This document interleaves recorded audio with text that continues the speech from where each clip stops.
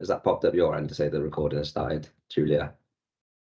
There we go. Yes, yeah. Just started. Fab. So, good afternoon, everyone. Welcome to our 7th Youth Support Service event of the academic year for 2022-2023. The event is being recorded, so please turn your cameras off if you don't want to be part of it. And as always, with events of this nature, we would greatly appreciate it if everyone kept their microphones on mute. There will be an opportunity at the end for questions and answers for today's presenters. But before I hand over to Julia and Adam, just going to give everyone a quick overview, quick welcome. For anyone that doesn't know me on the call, my name is Darren Phillips and I am the post-16 officer for the Cardiff Commitment, and I work predominantly on our Learning Pathways priority, which really involves making the offer of education, employment and training in Cardiff more visible, more transparent, more accessible for our young people aged 16 to 24 in the city. So our youth support service events, such as this one, are held monthly, and they help shine a light really on some of the great provision and opportunities that are available for young people all across the city. So keep an eye out for the upcoming invites to next month's event, which we'll have a little bit of a teaser for towards the end as well. So after, in terms of the overview today, after a little bit of a welcome from me, and some Cardiff Commitment plugs, I'm going to hand over to our presenters then, Julia and Adam, who are from the Welsh Apprenticeship Alliance, to talk you through their offer and answer any questions that you might have at the end. Sure, I just shared the little beeping noise, sorry for someone trying to get in, so I thought I'd let that bypass, but there we go. So that's the structure of today's event. So to start with, a little plug for some of our internal services who are available to help support young people in Cardiff by accessing provision and opportunities. So first up, we've got our Cardiff Youth Service there, who work with young people aged 11 to 25 on things like personal, social and educational development, and they help that upskill those young people through a wide range of different provisions and opportunities and programmes that they have available. Next up, we have our Interwork Advice Service. So they provide employment and digital support for those who are actively seeking work or are looking to upskill. And then last but not least, we have my team, which is the Cardiff Commitment, who are a small project team that facilitate achieving the vision of the city, working in partnership to inspire its children and young people towards a better future. And we've got our contact details up there, websites, emails, and so forth, if anyone wants to reach out more specifically to any of those teams. Lastly then, just before I hand over to Julia, just want to remind everyone that we have our brand new What's Next platform, which is a centralised location for provision and opportunities for young people aged 16 to 24 in Cardiff. It's updated every day, new opportunities with things like education provisions, jobs, apprenticeships, work experience, volunteering, graduate opportunities, and loads more really. So I'd encourage anyone who hasn't been to the new site to follow that link there, jump on, have a little look at our Explore feature, which is the central location for all of those opportunities.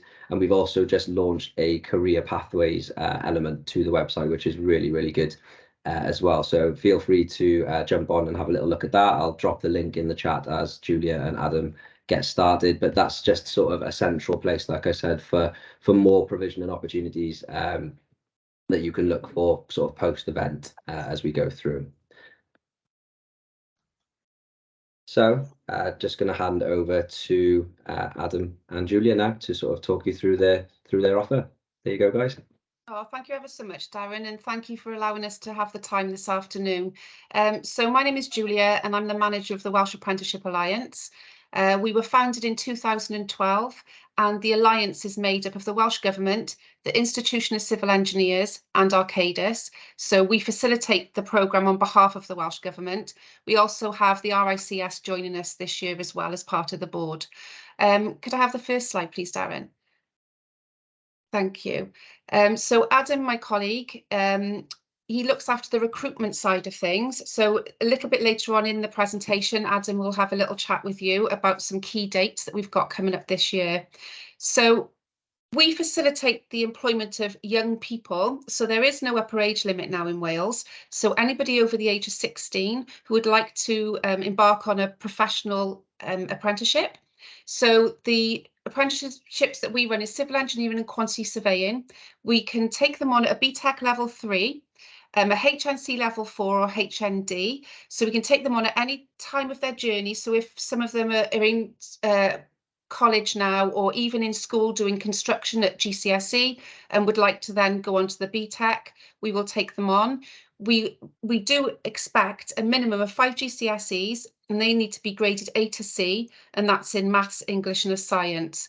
We've also found out not that long ago that the Welsh Government is also going to fund the degree level 6 as well, which is absolutely fantastic. So this is fully supported by the Welsh Government. Andy Fellain, who is Deputy Director for Transport for Wales, is fully on board with this, as is the apprenticeship sector. We just want to encourage any young person that has this passion and maybe not feeling that they can, go to university because of the financial restrictions. They might not be lucky enough to have that money behind them, or similarly might not want to go to university full time. So this, we feel, is always a better route for them. They can join on 1 day release to college, 4 days a week working at a full-time employment. If I could have the next slide, please. Okay, so we are in line with the professional institutions, so they have a usable qualification when they come out. I have heard in the past that if they've done 1 degree and they've come out, it's not in line with the Institution of Civil Engineers. This all will be. We also support them all the way through to their professional membership as well. As well as being part of this alliance, they can also have masterclasses and workshops that we ourselves run. This can be on energy, environmental, BIM. We've done some recent ones successfully this year. We will also arrange a site visit as well for the young people. The only thing that we do stipulate is if they would be working with a contractor, they do need to be over 18, but that's just because of health and safety. So the way that we sort of run this is that we advertise, we go out to the employers. The employers will tell us then how many apprentice places they have for that year. The employers we have on the scheme are public and private organisations. So we do have councils like Caerphilly Council, and then we have contractors, consultancies, so Arup, Arcadis, Atkins Global, Walters, Allen Griffiths. So really nice big companies. So Adam and myself will go through all the CVs. We advertise on the Welsh Government portal, the apprentice vacancy service, sorry. And then Adam and myself will go through all of the CVs, check they've got the minimum qualifications, and then maybe look for a little bit extra that they've always wanted to be in this industry, or their father is a quantity surveyor, uncle's a quantity surveyor, just a little bit more of interest then. Adam and I then will set up the interviews with the employers after we've done the first round of interviews. And then after that, then it's enrolment at college and off they go. We also have an Apprentice of the Year award that is sponsored by the ICE. And this is a lovely chance for them to present in front of the President of the Institution of Civil Engineers, attend a luncheon, and then attend an awards dinner in the evening. And yes, we've been going for 11 years now, and we're very successful. We've helped over 200 young people get into the industry, have professional qualifications, professional careers. So to me, I feel it's a win-win situation. No student debt is the other thing. If I could have the next slide, please, Darren. So as I did touch on earlier, they need a minimum of 5 GCSEs graded A to C. It must include maths, English and science. We will accept BTECs as well as part of those GCSE 5. Age 16 and over. And then we will we've advertised on the Welsh Government portal. So if you could direct any young people that you feel would really excel at this onto that side, or you can also send their CVs directly to myself and Adam. That would be great. If I could have the next slide, please. So just touching on it really, I mean, if they started at 16 and they did their A-levels, then onto the degree, and then by the time they got the experience at 21, technician or chartered status. But if they start with our apprenticeship, they're getting that experience all the way through that 6 years of learning, 8 years of learning there. Plus no student debt. They also are ready to go. They're fully qualified and experienced engineers at that point, rather than coming out at 21 finishing uni. Yes, they've got the certificate to say that they have got their degree in civil engineering or quantity surveying, but they've got no experience. So this is just absolutely perfect, we feel, for young people. If you could do the next slide, please. Okay, so just touching on a few of the colleges we've got. So we are running from south east to west. So we have Coleg y Cymoedd, we have Coleg Gwent, the Newport campus, Cardiff and Vale College, Bridgend College, Neath Talbot College. Have I missed any, Adam? I think that's it. Yeah. Yeah, so that's that. I know this won't apply to your young people because they are Cardiff centric. If I could have the next slide, please. Okay, so I'm going to pass you over to Adam. Adam's just going to run through some important dates now for us for this year. Yeah, so like Julia's explained about the whole process. So for us, we do a launch event in early February, where we have employers all join a call, and then we give them a information breakdown of the last year, and then following on that, we ask for numbers to come through for the year, how many apprentices they're looking to recruit. So the advert is currently live. Well, there's multiple adverts because it's broken up between the different levels.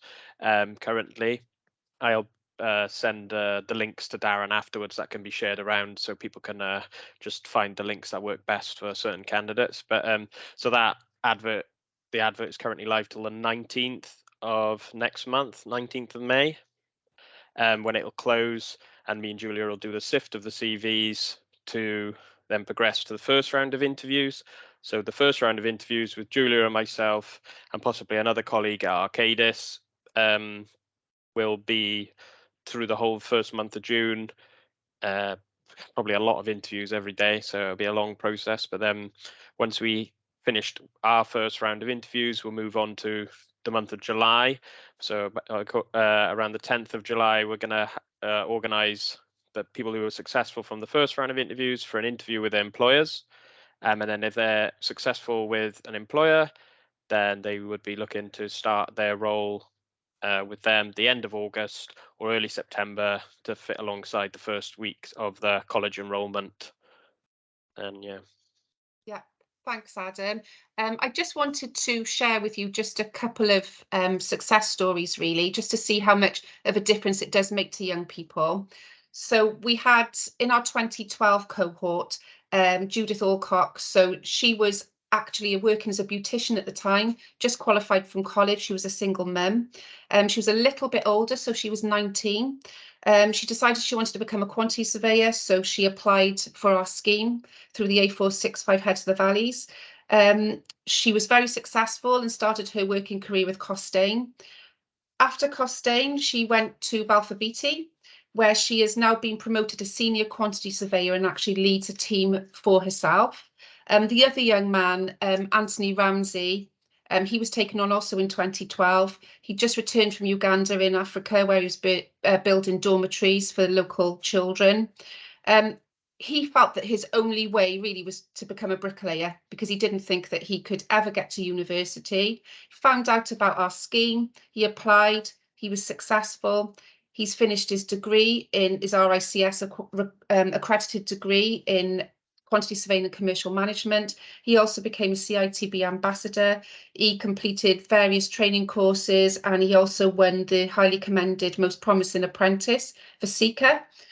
He is now working for Kia Construction as a senior quantity surveyor on a £20 million project. So just to show you how it does make a difference. And I know previously I've interviewed young people that are facing third generation unemployment. And, you know, a lot of them now have got their own homes, they're getting married, some have just had babies. You know, it's really made such a difference to these young people's lives. And, you know, I'm aware that in school, there isn't really that much careers advice around engineering and construction. It's always deemed a dirty trade, as in, you know, bricklayers and ground workers, when really they can become professionally qualified. It's just amazing. And if you are part of the ICE, you can work all over the world. So it really could open up their lives for them. And I'm really passionate about this. I'm trying to get my nephew, who's 16, onto this. At the moment, he's not interested, but I'm really passionate and I know that we can make a difference to these young people. Thank you. Thanks, Darren. if you do have any questions, I'm happy to answer them. Thanks, Julia. Thanks, Adam. That's a really good insight there into the offer that you've got available. So yeah, I'd like to open it up now to anyone on the call who would like to perhaps come on camera, maybe use the chat function if you don't want to do that, and if they've got any questions for Julia and for Adam. Just checking to see if there's any hands up. Nothing as of yet. Something that I was thinking, Julia, is that the sort of the amount of vacancies that you've got. So you said they were split across the different areas of quantity surveying and civil engineering. Yeah. So how many, a rough idea there of how many apprenticeship vacancies there are? Have you got? Can you give some insight in towards that? Yeah, so we've got probably about 40 places for this year, and I think our split is about 7 to 10. Is it quantity surveying, Adam, and the rest are civil engineers? Yeah, it's more civil engineering heavy. Yeah. So it's about 30 civils to about 7 to about 10 quantity surveying. Yeah, so we've got a lot of places to fill this year, so a lot of young people to find. Yeah. And we've got until the 19th of May really that's the closing date, that we'll accept CVs. I've just got a question in the chat as well from Helena. So she's querying the age range. And so just to confirm, is it from 16, not 18? It's from 16, so we'll accept them straight from school after their GCSEs. 18 if they're going to work for a contractor. So if they do specify, I really want to work on site, they would have to be 18 for that, just through health and safety reasons. But there's no upper age limit. If you've got a 19-year-old, a 20-year-old that you know, absolutely. We do find sometimes the older ones are, you know, more enthusiastic. They've got a lot sort of to learn really, and to prove. And another question in the chat there. Sorry, Adam, did I cut you off there? Yeah, sorry, I was just going to mention. So obviously, when a 16-year-old could be applying, they might not have their results, but they can use their provisional results and then just let us know later on along the process. So that's fine. Wow. So we've got another question from Helena there. So does the young person get paid for the training? Oh yes. So the companies that we have involved are blue chip companies. So we are starting our salaries at about, I would say 17,000 this year. Yeah. I know a couple of companies do take them on at 19.5. But I think that would be if they were a little bit older, maybe 18, and that they have sort of done maybe GCSE in construction or their BTEC level 3. But we'd say minimum 17,000. So to be paid a full-time wage and also not have to pay for any of their training is fantastic. I mean, this one young man, sorry to digress, but he lives on my road, and I did recruit him in, and now his mum's putting up the green bags on a Monday night going, you can tell Jack's earning good money, it's just Domino's, and all his mates around for their takeaways. And he said to me, oh, Julia, I've just bought myself the new iPhone. I don't know what else to spend my money on. So, you know, it's fantastic to see them succeeding like this. And another question now from Jonathan Morgan, which is just inquiring as to the link for the vacancies to send out to students. And we've got that on our What's Next platform as well. We've got the advert, but what we'll do at the end of the session is a recording of today's event, including the slides that Julia and Adam have gone through, as well as any sort of contact information, links that to vacancies. We'll put all that together in a little follow-up email, which will probably come out early next week to everyone who's registered to the call today. So that is not a problem. I'm just going to check there's no more hands up or anything like that. No. And one last look at the chat. No, I think we're good in terms of questions there. But something that I just wanted to sort of add on to what Julia and Adam said. This morning I was over at Cardiff and Vale College's ICAT, so the Aerospace and Engineering campus, and we were talking with the deputy dean over there about the traditional route, if you like, into engineering, where students may go through sixth form and then on to higher education and come out with their degree, but employers are looking for experience. And this route that Julia and Adam and the Welsh Apprenticeship Alliance are offering sort of solves that or overcomes that barrier, because there's lots of young people who have aspirations of getting into that space, but they're sort of not meeting the experience requirements, which obviously this type of program sort of meets or and caters for all of those needs. So I can't sort of speak highly enough of it, really. Yeah, it's a win-win situation, isn't it? You know, you're getting paid, you're getting the experience, you're getting your qualifications, you come out. We do push them to become out as chartered engineers and chartered surveyors, but we will also, if at any stage, we've broken down the apprenticeship into bite-sized chunks. So BTEC, HNC, HND degree. So if they want to come off the journey at any stage, they're still coming out with qualifications. They can become a technician. So that would be HND standard, and design road signs and highways. You know, fantastic. You know, we need them in every single level, really. It is, and correct me if I'm wrong, Julia, as well. But again, with the traditional route, if you've been sort of the level of attainment up to degree level, then if an apprenticeship or something does come up, then in terms of the accredited prior learning, you can't go back and sign up for something like this to get the experience. So it's good to get in early and young, I think would be sort of the best advice for that. But I can't see any more questions, so I'm going to assume that you've explained it so well that there's no need for any more questions there.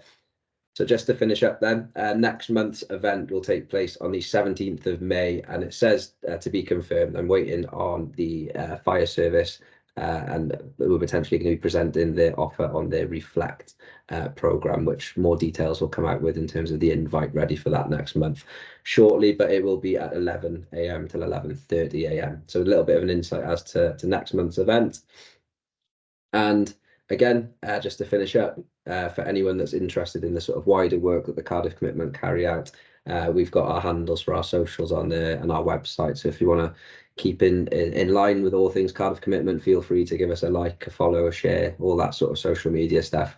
And we'd be great to see you there. But thanks to everyone for jumping on the call. Thanks to Julia and Adam again for presenting their offer to everyone, and hope to see everyone at the next event next month. So take care, everyone. Bye now. Thanks ever so much. Thank you. Bye. Bye now. Thank you. Bye. Bye. I know.